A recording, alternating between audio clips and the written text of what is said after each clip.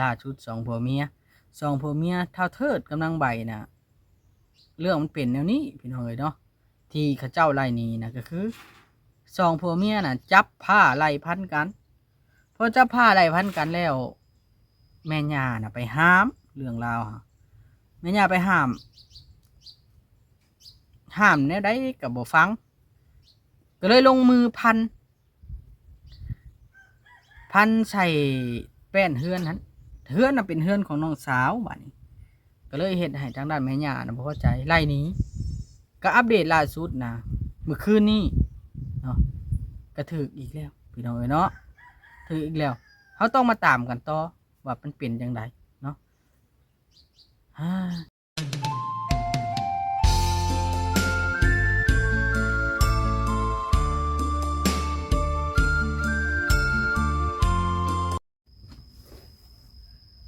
สบายดีเด้อพี่น้องเนาะทักทายสบายดีพี่น้องกันเบิดสุขสุขคนพี่น้องมื้อนี้อยู่กับเบาลิพี่น้องเบาลิอยู่เฮือนประตูวันไส้พี่น้องเนาะมื้อนั้นมาหาแม่ตู้อันปันพี่น้องเนาะบอกแล้วว่าสิตักข้าวมาให้เราเด้อข้าวที่ผู้ใหญ่ใจดีซื้อไว้แหละสิเอามาให้เราจัก7-8 โลหรือ10 โลเนาะพี่น้องเนาะตักกะเอาแหละก็คือข้าวผู้ใหญ่ใจดีซื้อไว้แบบว่าเพิ่นว่าให้ไผบ่มีกินเนาะก็ตักให้เพิ่นผู้เล็กผู้น้อยไปสั้นล่ะนะพี่น้องเราก็เลยได้ยินเราว่าเขาเบิดคักแล้วเบิดมาแล้วก็เรากับเป็นว่าไงชายชำคนพิการนั่นแหละเนาะไม่ตุปันเนาะพี่น้องก็กระบาบแล้วก็พัวแล้วก็เฒ่าแล้ว60 ปลายแล้ว60 ปลายอันนี้60 ปลายไปอาศัยเก็บกระป๋องหาก็อีตัวแล้วตักเขามาให้เราพี่น้องเนาะเอาบุญนั่นแหละเพิ่นบ่แม่นว่าเฮาสิเลี้ยงเพิ่นจนอันนั้นก็ได้แต่ว่าแนวใดที่ว่ามันบ่ได้นักหนาก็ให้เพิ่นก็ได้พี่น้องเนาะขอบุญขอบคุณหลายๆเด้อเอาพี่น้องมื้อนี้บ่ลิก็ถือโอกาสได้ถ่าแม่ตู้วันไซมาพอตู้วันไซมาก็เลยนั่งเว้าคลิปจักหน่อยพี่น้องเนาะเว้าเกี่ยวกับอันสองผัวเมียอันนั่นเด้พี่น้องหลายเรื่องแหละเกี่ยวกับสองผัวเมียอันนั่นพี่น้องเนาะเกี่ยวกับสองผัวเมียอันเท่าเทิดกับอันนางใบพี่น้องเนาะที่ว่าพระเจ้าเนรเทศนั่นแหละเนรเทศออกจากหมู่บ้านเพราะว่าเรื่องของเรื่องนะที่ชัดรูปใจความว่าเดี๋ยวนี้พี่น้องเนาะทั้งผัวกับเมียน่ะทะเลาะกันเรื่องเงินที่ว่าไปทีมงานไปมอบแหละทั้งเพิ่นไปมอบสายบุญไปมอบนะทะเลาะกันล่ะมาล่าม3-4 บาทนี่พี่น้องทางด้านแม่ย่าหรือว่าแม่ของเท่าเทิดนะไปห้ามทะเลาะกันล่ะจับผ้าจับมีดไล่กันว่าซั่นจ้ะไปห้ามแหละมีปากเสียงกันนะตามชาวบ้านเราเนาะมีปากเสียงกันจนเฮ็ดให้อันทางด้านแม่ย่าน่ะทนบ่ไหวก็เลยไปแจ้งทั้งการนำอำนาจการปกครองบ้านหันมาไล่หนีว่าซั่นซะเพิ่นก็บ่ได้มาไล่แท้ๆดอกเพิ่นก็มาเชิญหนีแหละพี่น้องเนาะทางด้านแม่ย่าน่ะเชิญหนีไล่หนีเกือบซุมื้อว่าซั่นซะครั้งนี้เป็นครั้งที่รุนแรงแล้วก็อันนั้นเนาะเหตุผลก็คือแบบสองผัวเมียน่ะทะเลาะกันแล้วก็แม่ย่าไปห้ามแล้วเลยขึ้นเสียงใส่กันจับผ้าน่ะสิพันผัวเหรอนะนางใบเนี่ยสิพันเท่าเทิดเนาะสิพันล่ะบ่ได้พันดอกแล้วล่ะพันแป้นเฮือนน่ะเฮือนนั่นน่ะมันเป็นเฮือนของน้องสาวของเท่าเทิดเฮือนนั่นน่ะเป็นเฮือนของน้องสาวของเท่าเทิดก็เลยเฮ็ดให้แม่ย่าน่ะทนบ่ไหวพี่น้องเอ้ยเนาะก็เลยไล่หนีอยากไปอยู่ไสก็อยู่พี่น้องเนาะอันนี้ก็ต้อง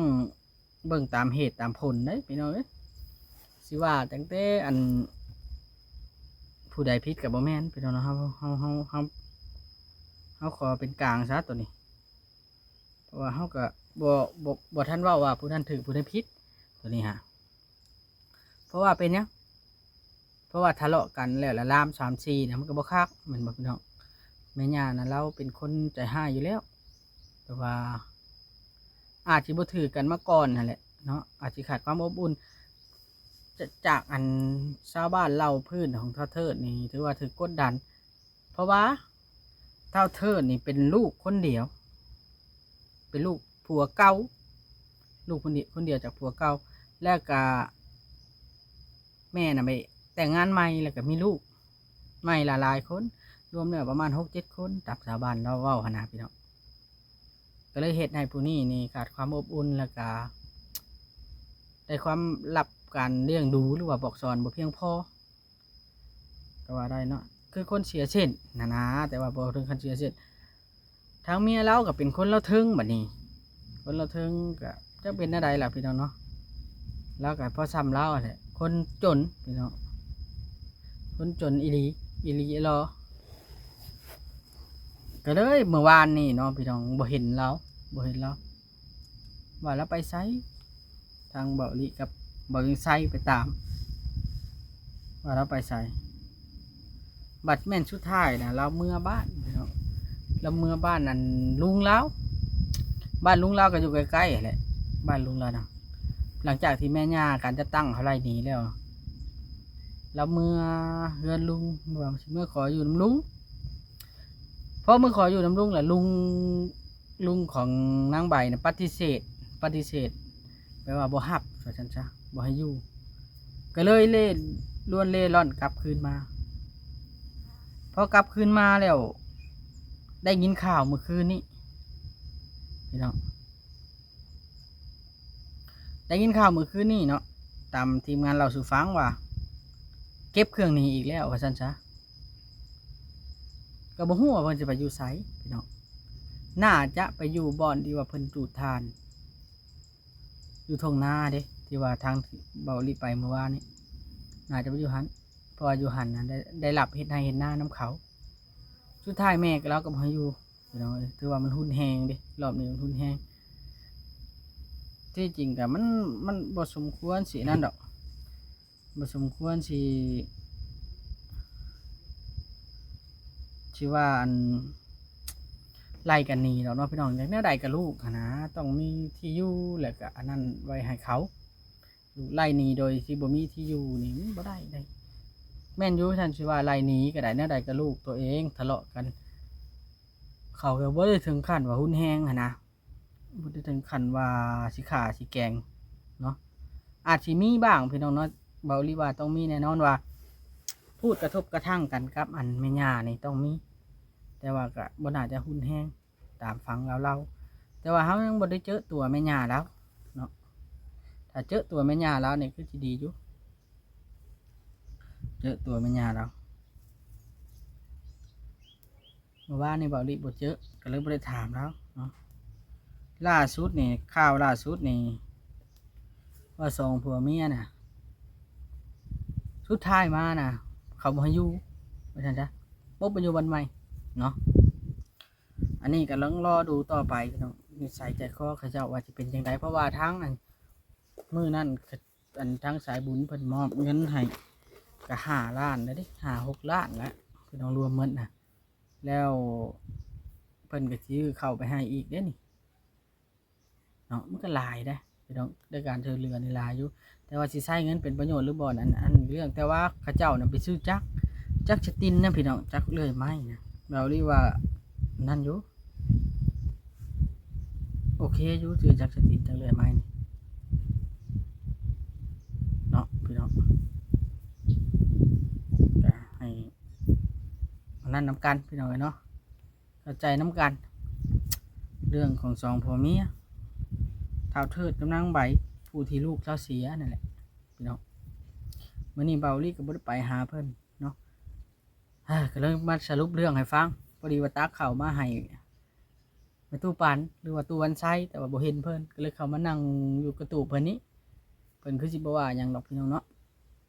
เบาลี่มานั่งเบาลี่ก็บ่ได้รักเครื่องแล้วมีแต่เอาข้าวมาให้เรากินคือสิบ่ว่าหยังกันติถึงว่าเราเป็นนะนี่ก็แล้วก็ย่าเป็นพิษเป็นภัยแหละพี่น้องเนาะมันตู้ปันก็ได้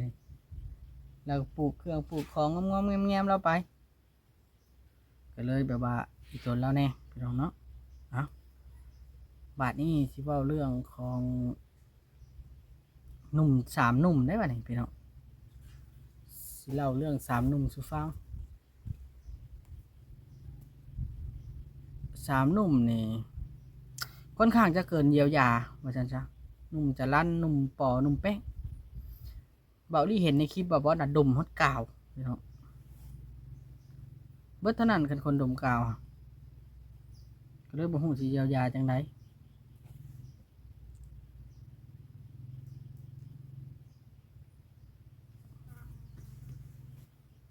ถือว่าเกินเยียวยาซั่นซะคันขนาดนั้นล่ะคันช่วยกันคันช่วยซื้อข้าวซื้อน้ำให้ก็เว้าได้ว่าเขานึ่งบ่เป็นขนาดผ่าทิ่เขาเขายังอะดังไผเข้าไปคันเข้าไปถ่ายก็ถ่ายอัปเดตชีวิตเขาก็ซื้อดอกช่วยจักสิช่วยแบบใดในเมื่อคนที่ถูกช่วยน่ะเขาบ่ได้เต็มใจให้เขาช่วยเขาบ่ได้เฮ็ดให้ชีวิตตัวเองดีขึ้นเด้เขาบ่ได้มีความพัฒนาหรือว่าชีวิตเฮ็ดอิหยังเพื่อตัวเองเลยเขาไปช่วยเขาเขาก็บ่สนคือเขาพี่น้องเขาบ่ได้สนไดคันเฮาช่วยเขาก็ในเมื่อเขาบ่ได้พร้อมสิเขาบ่ได้พร้อมสินั่นว่าซั่นซะบ่พร้อมสิปรับตัวเองเข็นจั่งใดก็บ่ได้เฮ็ดจั่งใดก็บ่ได้ดอกคันเขาพร้อมสิปรับตัวเองนะแม่นพี่น้องช่วยได้เบิดน่ะอันนี้เพิ่นบ่พร้อมสิปรับปรุงตัวเลยเนาะบ่พร้อมสิปรับปรุงตัวแล้วมันไผก็ช่วยบ่ได้บัดสุดท้ายมานะไปถ่ายก็ยังบ่ได้อยู่แต่ชาวบ้านแบบละเอือมละอานี่อิหยังก็ขายหมดพ่อแม่หนีปะบ่แม่นว่าพ่อแม่บ่แพงเคยเอาไปขังคุกหลายเทื่อแล้วแต่ว่าสุดท้ายน่ะออกมาน่ะมันคือเก่าคันว่าแจ้งอำนาจการปกครองว่าลูกทำความผิดจูบหืดจูบยาถ้าเราบอกเอาว่าละวาดปัดต้องว่าพื้นเงินโลดใดพี่น้องเอ้ยก็บ่ได้จับให้เจ้าใดคันบ่เห็นเหตุซึ่งหน้าซั่นจ้ะต้องมีเหตุซึ่งหน้าใดจังจับได้พี่น้องคันบ่มีเหตุซึ่งหน้าหรือว่าเหตุที่ว่ามันร้ายแรงอีหลีเขาก็บ่จับไปก็บ่มีความผิดเด้พี่น้องคันอาละวาดซื่อๆเล็กน้อยนี่เขาบ่จับดอกมัน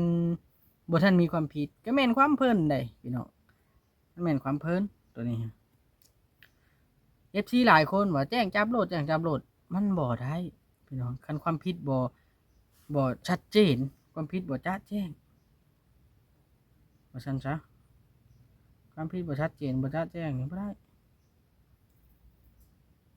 มันต้องความผิดแบบชัดเจนแล้วก็จะแจ้งพี่น้องเนาะความผิดชัดเจนแล้วก็จะแจ้งพร้อมมันจังสามารถเอาผิดเขาได้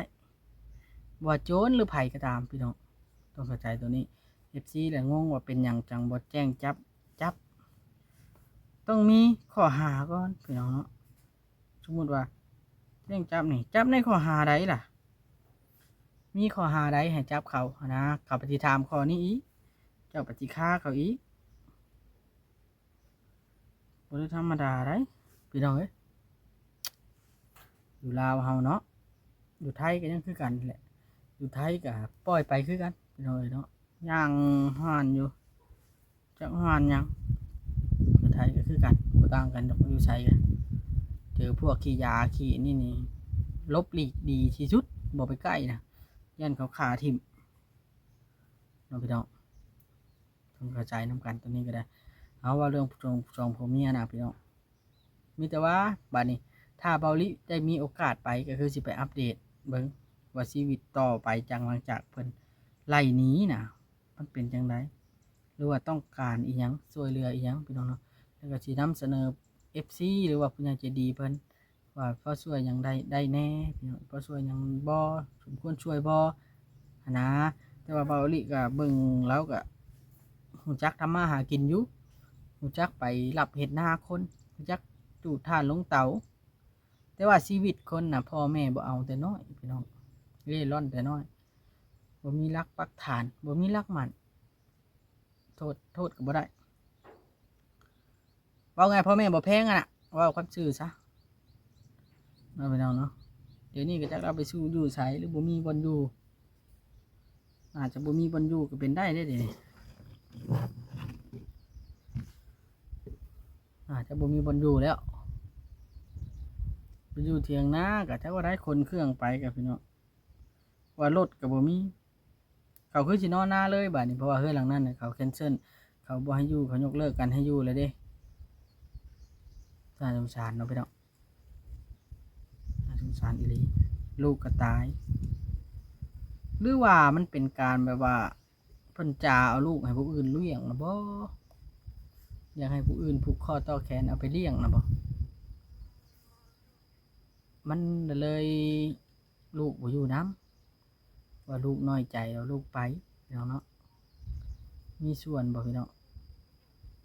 FC บางเทื่อก็ว่า FC ว่าบ่เกี่ยวเนาะพี่น้องเนาะวันเท่าหยังมื้อนี้พี่น้องวันพุธได้พี่น้องวันศุกร์เนาะน้องตุ๊กก็สิเขาสิมาขอน้องตุ๊กก็สิมาเกาะติดสถานการณ์อยู่นี่แหละทีมงานเบาลีก็ได้ FC มักเบิ่งเลยพี่น้องเอ้ยน้องตุ๊กน้องแต่แบบว่า YouTube เขาเพิ่นดันขึ้นฟีดให้นะ FC ก็เลยมักเบิ่งต้องเข้าใจนะตัวนี้ก็ได้สิว่าแต่เบาลีทายแต่น้องตุ๊กน้องแต่ถ้ามีคนเบิ่งเบาลีก็ทายอยู่พี่น้องเนาะคันบ่มีคนเบิ่งเบาลีก็บ่ทายคือว่าแหละอยู่ใส่ก็ตามน้องพี่น้องเพราะว่าคันบ่มีคนเบิ่งนี่ก็บ่มีคนช่วยคันมีคนเบิ่งจะมีคนช่วยได้มันต้องอันความช่วยเหลือกับมานำผู้ชมคือกันพี่น้องผู้ใหญ่เพิ่นเห็นได้ครับจังได้ช่วยเนาะพี่น้องเอาถือว่าสรุปได้เลยพี่น้องเนาะเรื่องของสองผัวเมียเดี๋ยวนี้ก็อัปเดตไปถึงขั้นสุดก็คือโดนไล่หนีอีกครั้งพี่น้องเป็นครั้งที่2หรือว่ากลับมาแล้วเล่ร่อนกลับมาแล้วเขาบ่เอาเนี่ยใดก็บ่เอาหรือว่า2คนนี้มีความผิดที่ร้ายแรงจนให้อภัยบ่ได้บ่แต่ว่าชาวบ้านก็บ่ได้เว้าได้ว่ามีความผิดอีจังนะพี่น้องหรือว่ามีในหันบ่เบาหลีก็บ่ฮู้นะแต่ว่าชาวบ้านผู้คนรอบข้างนะว่าเขาก็ธรรมดาเขาก็ทำมาหากินธรรมดาเขาบ่ได้สูบพืชสูบยาเด้สาวแตงอ่อนแชทมาพี่น้องเนาะจักละแชทหรือละแชทนำบ่าวจ้อยบ่โทรบอกให้มาจอยเอามาไว้ๆหน่อยโทรบอกให้มาจอยเอามาไว้ๆหน่อย บ่เราบอกบ่ เครื่องหมดเลยมาแล้วออกมาไว้หน่อย สาวแตงอ่อนแชทมาให้โทรบอกบ่าวจ้อยเบิ่งบ่าวอลิสิโทรก่อนเด้อโทรบอกบ่าวจ้อยก่อนเราสิรับบ่เนี่ยเราขี่รถพี่น้องเอ้ยบ่าวจ้อย ไม่ยัง อยู่ไสเด้นี่ เอ้ยรถยางห่วยเลย เจ้าอยู่ไส พอจะเข้าตลาดเลยตลาดบาดนี้กลับไปอีก เจ้าอยู่ไสแล้ว อยู่วันจะมาชื่อลิ้นชื่ออย่างนี้แล้ว จอดยางรถกัน เออพอดีว่าชาวแตงอ่อนเราโทรมาบอกคอยว่าเครื่องเล็กกระปอกกระปูมันเบิดแล้วแหละเลยโทรบอกเจ้าให้ชื่อเข้าไปเด้อโทรหาเราเด้อถามเราเป็นอย่างเบิด อีหยัง ชาวแตงอ่อนบอกว่าเครื่องมือเครื่องอุปกรณ์แบบกระปอกกระปูเนี่ยมันเบิดโทรถามเราเบิ้งว่ามันอย่างเบิดล่ะจะเราเจ้าก็ชื่อไปเลย จักเลยเดี๋ยวคอยสิไปเบิ่งกัน แล้วโทรถามเราแล้วล่ะมันอย่างเบิดก็ได้เจ้าหน่อยกลับไปกลับมาจะให้เมื่อยได้อ นั่นแล้วเปลี่ยนยางรถกันสิหมดบ่เฮ้ยคือตะปูกันหมดกันหมดตะปูน้อยเลยก็สิหมดจำนั้นนะ ตะปูน้อยจะได้มันตะปูเกี่ยวบ่เขาใช่นะ ฮะ เขาใช่น็อตหรือว่า อ๋อน็อตนะคอยซื้อตั้ง4 โลพุ่น น็อตบ่าย4 โล4 ถุงหรอวะ 4 ถุงตะปู ตอกเพียงตะปูน่ะ คอยถามเขาแล้วว่าพ่อเขาว่าเขาบ่ได้ตอบอันนั้นปานใด โอเคข่อยอยู่ดงแงวนี่โอเคตุพอกัน โอเค โอเค เออ โทรบอกเราพี่น้องเนาะอย่าเราบ่ฮู้อะไรนี่ โทรบอกให้เราเอามาไว้ในเด้อสร้างเขาถ่าเราอยู่เครื่องหมดแล้วในยามันแล้ว